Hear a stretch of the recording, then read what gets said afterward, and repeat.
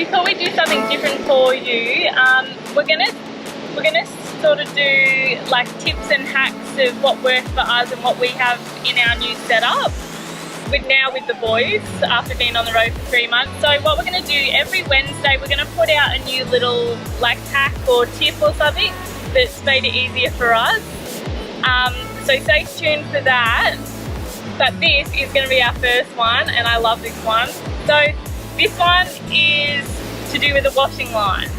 So when we started traveling, we started off with, you know, one of those ones you get from Anaconda that stand up, that don't stand up, that actually fall over in the wind.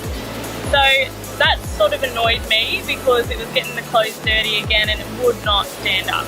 So we wanted something that we could still use as a washing line, but also take anywhere.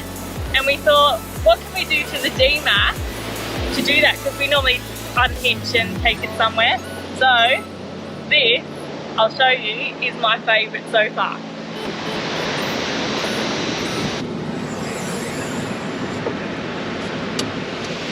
Alright, so this is it. It is on the back of Maxi. So I've asked Nick what the lingo is, but it's 50 by 50 alley angle with some tension ropes. And there's about 1, 2, 3, 4, 5, 6, 7. And it's just literally bolted onto the back of the canopy here. So Nick will show you a bit more.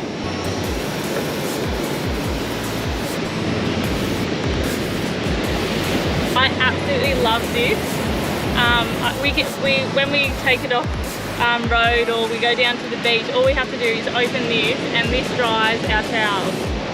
So if you have any questions, just comment below and we'll get back to you ASAP. But other than that, yeah, this is our first little hack to show you guys. So stay tuned for next Wednesday for another one.